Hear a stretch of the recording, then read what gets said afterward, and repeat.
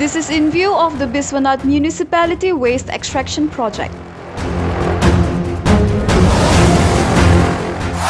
The project was officially launched on 2nd of October 2021. The extraction project has been in progress for the past several months. However, it can be seen that the project now is being halted. The residents of the neighboring areas are now living in a foul-smelling environment.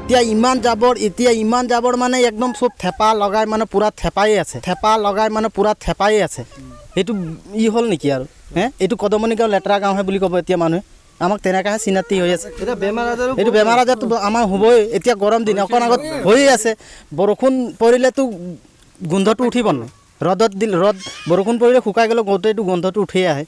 উঠি থাকিব নাই উঠি যায় এটু গোটেই গন্ধ গোটেই গাঁওটোৱে গন্ধ মানে মুঠতে এইটো বন্ধ কৰি দিব আৰু চাক নাই এইখিনিলৈকে ইয়ালৈকেহে ৰাস্তাটো বনালে ইফালে বনাই নাই ৰাস্তাটো নাই এতিয়া এইখিনিৰ পৰা এহেঁতৰ সুবিধা মতে নহ'লে নহ'ব নহয় এইটো চাক এইটো ৰাস্তা ইয়ালৈকে বনালে ইফালে নাই এইটো খালি এইটোৱে হেৰি যেতিয়া আমি ইয়াত বন্ধ কৰিবলৈ ধৰিছিলোঁ তেতিয়া আৰ্মি পুলিচ লেডিজ পুলিচ সব আনিলে আনি কি কৰিছে আমি বেছি কৈ আছিলোঁ যে আমাক ধৰি মানে পুলিচে টানি গাড়ীত উঠাবলৈ ধৰিছে যে উঠ থানালৈ যাবি উঠ এনেকৈ কৰি বলবস্তিকে বস্তুটো বহাই দিলে মেচিনখন ইয়াত হেৰি কৰিছিল আৰম্ভ কৰিছিল কি বোলে ভাল বস্তু তৈয়াৰী কৰিম বুলি ক'লে চৌকী বনাম ক'ত কিবা বনাম এনেকুৱালৈকে ক'লে লাষ্টত দেখিছোঁ আমি জাবৰৰ ফেক্টৰীহে খুলিলে জাবৰৰ ফেক্টৰী কৰি দিয়াৰ পাছত মানে দেখিছোঁ যে আমি মানে এতিয়া মেচিনটোতো ৩-৪ মাহ বন্ধ হৈ গ'ল জাবৰ আহি দিন লাগি গ'ল মানুহ মানে সৰু ল'ৰা ছোৱালী বেমাৰ পাই আছে আৰু যাতে গৰু গাই ছাগলী ইয়াত তেনেকুৱা জাবৰ জোঁথৰ খাই আছে এইবিলাকো মানে ঘৰত গৈ মৰি গৈছে আৰু ওচৰত চুবুৰীয়া বাগানৰ মানুহবিলাকে গোন্ধত কাম কৰিব পৰা নাই এনেকুৱালৈকে মানে ধৰণ চলি আছে আমাৰ টাউন কমিটি যেতিয়া পৌৰসভাত ক'লে নাই বোলে ধুনীয়াকৈ আমি একদম লগে গাড়ীত মাল আহিব লগে বোলে চাটাই কৰি দিম Shortly after a journalist arrived at the scene on Tuesday, the deputy commissioner and other officials along with the mayor also arrived at the scene. সাৰে স্প্ৰে মেচিন আৰু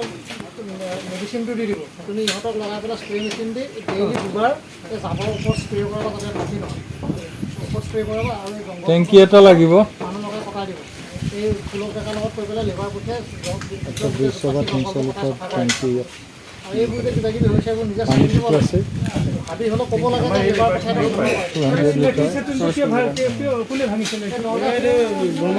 Let us hear what the mayor has to say about the situation and the project. এটা plant আছে যোৱা বছৰ 2021 চনৰ 2 অক্টোবৰ তাৰিখে আমি এই প্লেন্টটো আৰম্ভ কৰিছিলোঁ কিন্তু দুৰ্ভাগ্য যে এই এৰিয়াটোত আমাৰ অলপ পাৱাৰৰ প্ৰব্লেম আছে প্ৰায় পাৱাৰ ফেইল হয় নহলে প্ৰায় পাৱাৰ অলপ ইলেক্ট্ৰিচিটিৰ হেৰিটো অলপ কমজুৰি হয় আমাক যিমান পাৱাৰ লাগে মেচিনটো চলাবলৈ তাতকৈ আমি পাৱাৰটো কম পাওঁ কেতিয়াবা 2-3 দিনলৈকে ইয়াত পাৱাৰ নাথাকে আমাৰ এটা বিশ্বনাথ চাৰিআলি পৌৰসভাৰ অন্তৰ্গত 12টা ৱাৰ্ড আছে 12টা ৱাৰ্ডত আমাৰ প্ৰায় 15-16 টন ডেইলি গাৰ্বেজ ওলায় কিন্তু সেই জাবৰ জোঁথৰখিনি আমি ইয়াত ডোম কৰি ইয়াত 4 বিঘা মাটি আমাৰ ইয়াত আছে কিন্তু ঘটনা হৈছে কি জাবৰখিনি ডোম হয় ঠিকেই কিন্তু সেই অনুপাতে তাৰ যিটো মেনেজমেণ্ট যিটো মেচিনটোৱে টানিব লাগে সিমানখিনি এতিয়ালৈকে আমি টনা নাই টানিব পৰা নাই বিভিন্ন কাৰণত ইতিমধ্যে প্ৰায় যোৱা কেইবাদিনো ধৰি আমাৰ কাৰেণ্টৰ যিডাল মূল তাঁৰ আছিলে সেই তাঁৰডাল ছিগি গ'ল আৰু সেই তাঁৰডাল ইয়াত পাবলৈ নাই আমি তেজপুৰৰ পৰা আজি অনাইছোঁ তাঁৰডাল ইতিমধ্যে কানেকশ্যন কৰিবলৈ আৰম্ভ কৰিছে আমি ভাবিছোঁ আজি আবেলিৰ পৰা আমাৰ মেচিনটো চলিবলৈ আৰম্ভ কৰিব আৰু কাইলৈৰ পৰা এই সমস্যাটো নাথাকিব ওচৰৰ ৰাইজ অসন্তুষ্ট হৈছে এটা স্বাভাৱিক কথা বাৰু তথাপি আমাৰ ভাগ্য ভাল যে একেবাৰে কাষত মানুহৰ বসতি নাই কিছু দূৰত আছে ৰাইজে প্ৰতিবাদ কৰিছে ৰাস্তাৰ কথাও কৈছে আৰু ৰাস্তাটো হৈছে সেইটো গাঁও পঞ্চায়তৰ কথা গাঁও পঞ্চায়তক আমি অনুৰোধ কৰিম তেওঁলোকে যিমান পাৰে এই অঞ্চলৰ ৰাস্তাটো ঠিক কৰি দিবৰ কাৰণে কাৰণ ডেইলি 12-14খনকৈ আমাৰ গাড়ী আহে ইয়াত মাল আনলোড কৰিবলৈ গতিকে সেই গাড়ীখিনি এটা হেৰি থাকিব ৰাস্তাৰ ওপৰত এটা প্ৰভাৱ থাকিবই গতিকে আমি আশা কৰিছোঁ যে কাইলৈ পৰা আৰু কিছুদিনৰ ভিতৰত আমি চেষ্টা কৰিম এই মেচিনটো আপগ্ৰেডেশ্যন কৰিব পাৰি নেকি কাৰণ এই মেচিনটো আমাৰ যিমানখিনি ইয়াত গাৰ্বেজ হয় জাবৰ জোঁথৰ হয় তাৰ অনুপাতে মেচিনটোৰ জোৰটো অলপ হ'লেও কম কাৰণ ডেইলি 14-15 টন মাল আহিলে যদি 2-3 টন মালহে তাত মেচিনত সোমায় তেতিয়া স্বাভাৱিকতে কিছু মাল ৰৈ যায় আৰু এই সমস্যাটো অসমৰ প্ৰায়বিলাক পৌৰ নিগমতে পৌৰসভাতে এই সমস্যাটো হৈছে আমি যোৰহাটতো দেখিছোঁ গোলাঘাটতো দেখিছোঁ নগাঁৱতো দেখিছোঁ গুৱাহাটীতো ভয়ংকৰ সমস্যা গতিকে এই জাবৰ জোঁথৰ এই আৱৰ্জনাৰ সমস্যাটো চবতে আছে আৰু আমি আশা কৰিছোঁ যদি আমি ফাণ্ড পাওঁ তেতিয়াহ'লে ইয়াৰ লগত আৰু এড কৰি পেলাই যোগ কৰি পেলাই আমি নতুন এটা প্লেণ্ট আৰম্ভ কৰিম য'ত ধৰক ডেইলি 10-12 টনকৈ হেৰি হ'ব জাবৰ জোঁথৰ ইয়াত নিষ্কাশন কৰিব পৰা যাব এইটো